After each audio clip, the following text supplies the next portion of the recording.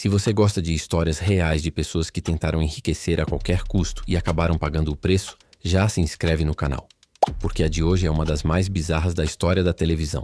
Em setembro de 2001, milhões de britânicos assistiam incrédulos enquanto um homem inseguro, cheio de dívidas, parecia realizar o impossível: conquistar o prêmio máximo de 1 milhão de libras no programa Quem Quer Ser Milionário. Mas o que ninguém sabia é que por trás daquele aparente golpe de sorte escondia-se uma fraude tão descarada que destruiria para sempre a vida do concorrente, Charles Ingram. Charles não era exatamente o tipo de pessoa que alguém apostaria como favorito para ganhar 1 milhão. Major do exército britânico, tinha 38 anos, era pai de 3 filhos e carregava uma dívida superior a 50 mil euros. A pressão financeira pesava como uma sombra em sua vida. Para ele, o prêmio não era apenas uma ambição. Era a chance de resgatar a família de uma espiral de dívidas e começar de novo. A obsessão por concursos não era exclusiva de Charles. Sua esposa Diana já havia participado do programa Quem Quer Ser Milionário e levado 32 mil libras. O cunhado de Charles também tinha tentado a sorte em edições anteriores. A família inteira parecia viciada na ideia de transformar conhecimento em dinheiro fácil. Determinados a vencer, eles se dedicaram a treinar com afinco. Charles passava cerca de 20 minutos por dia em uma réplica das máquinas de jogo do dedo rápido, usadas para selecionar os competidores do programa. O objetivo era simples e direto: conquistar a cadeira, chegar à grande final e mudar de vida.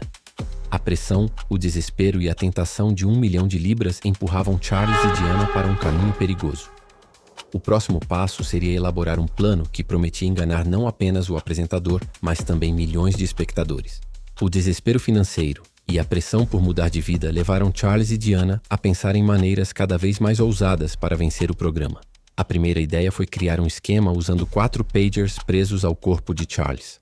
Cada um representaria uma das alternativas de resposta, e um cúmplice no estúdio enviaria sinais para indicar a opção correta. Mas o plano logo pareceu arriscado demais. A chance de serem descobertos era enorme, e qualquer falha poderia arruinar tudo antes mesmo de começarem. Foi então que surgiu uma nova possibilidade. Tequan Whittock, um professor universitário de 53 anos, também estava mergulhado em dívidas. Ele ocupava um lugar privilegiado no estúdio, entre os concorrentes que participavam da fase inicial do jogo. Tequan parecia o cúmplice perfeito para um esquema mais simples e, ao mesmo tempo, mais difícil de detectar. O plano final foi engenhoso em sua simplicidade. Charles hesitaria diante das perguntas, falaria em voz alta sobre cada alternativa e aguardaria um sinal.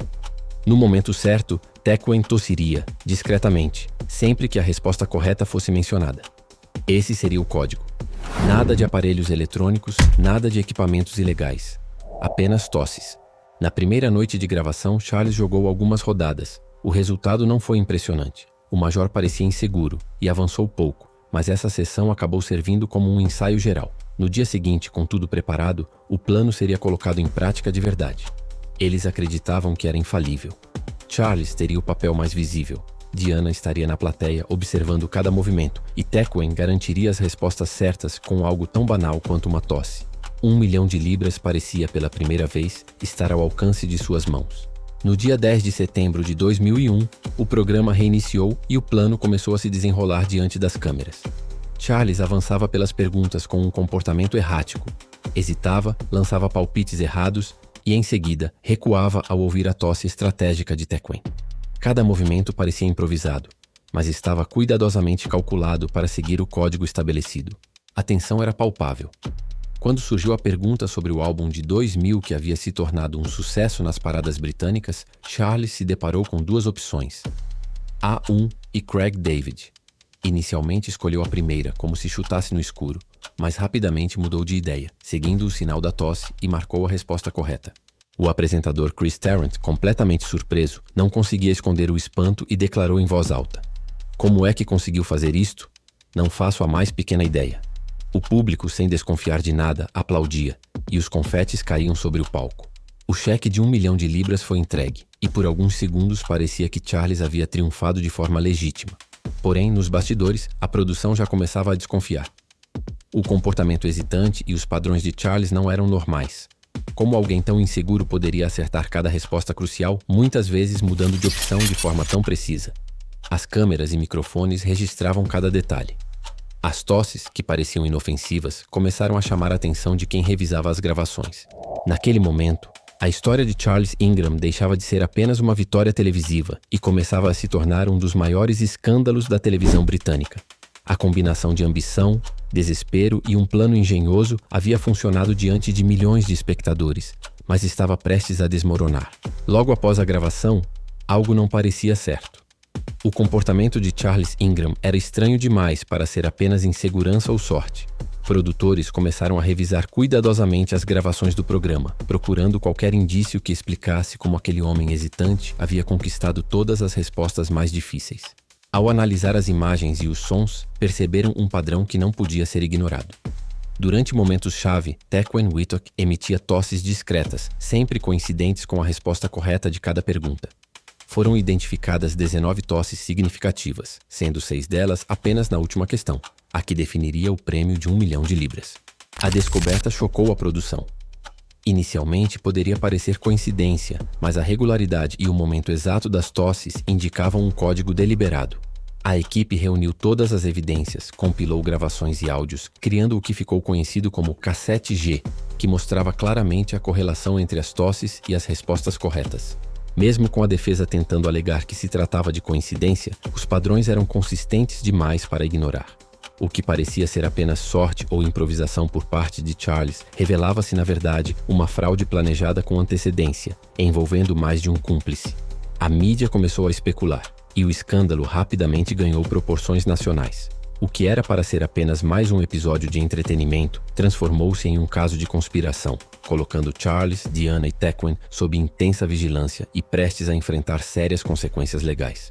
Aquele que parecia ser apenas mais um concorrente inseguro no programa acabava de entrar para a história como protagonista de uma das fraudes mais audaciosas da televisão britânica. Após a descoberta do esquema, o prêmio de 1 milhão de libras foi imediatamente cancelado. Charles Ingram, sua esposa Diana e Tequan Whitlock foram detidos e acusados de conspiração para cometer fraude. A mídia acompanhava cada detalhe do caso, e o público que antes aplaudia agora se perguntava se havia sido enganado diante das câmeras. O julgamento durou 4 semanas intensas. A defesa tentou argumentar que as tosses poderiam ter sido coincidência e que não havia provas conclusivas de que o trio tivesse combinado o golpe. Mesmo assim, o tribunal considerou que as evidências eram irrefutáveis. Todos foram condenados a multas pesadas e penas de prisão suspensas. O casal recebeu 18 meses e Tequan Whitlock 12 meses. Além das consequências legais, Charles sofreu uma perda significativa em sua carreira. O major do exército, que serviu por 17 anos, teve seu título retirado. Sua reputação ficou arruinada, e o homem que havia sido aplaudido no palco passou a ser conhecido como Major Tosse, símbolo da ambição que levou à ruína. As dívidas continuaram a crescer, e a família enfrentou o peso do escândalo por anos. O que era para ser a realização de um sonho transformou-se em uma lição amarga sobre o preço da ganância. Aqueles que tentam enriquecer a qualquer custo, sem pensar nas consequências, muitas vezes descobrem que o sucesso temporário pode custar muito mais do que um cheque milionário. Charles Ingram, que havia alcançado a glória televisiva em questão de minutos, viu sua vida mudar radicalmente em dias. A fama repentina deu lugar à vergonha pública e à perda de tudo o que havia conquistado, deixando um legado de alerta para aqueles que consideram burlar regras em busca de riqueza rápida. Mais de 20 anos depois, Charles Ingram e Diana continuam a afirmar sua inocência. A história, que chocou o Reino Unido, foi recontada na minissérie britânica Quiz, que estreou em 13 de abril, trazendo a família de volta às manchetes. Mesmo após tanto tempo, o casal busca reverter a sentença com novas provas, alegando que a análise das tosses na época foi manipulada ou distorcida. Segundo eles, existiriam centenas de tosses durante o programa, e não apenas as 19 apontadas pela acusação. A batalha legal segue, e o casal até lançou um site solicitando apoio para a revisão do caso. Advogados especializados em direitos humanos, como Rona Friedman, passaram a representar os Ingrams, defendendo que a tecnologia da época não permitia uma análise tão precisa do som. Eles insistem que Charles não teria a capacidade de realizar sozinho a chamada performance de uma vida exigida para executar o plano com tanta perfeição. Apesar da tentativa de reabilitação, Ingram ainda carrega dívidas de quase €500 mil. A fama adquirida com o escândalo persiste e o casal segue sendo lembrado como os batoteiros do programa Quem Quer Ser Milionário. A grande questão permanece: foi realmente uma fraude ou o maior erro judicial da televisão britânica?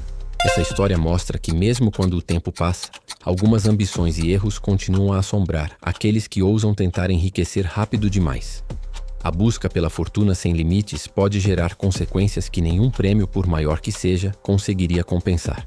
E você, o que acha?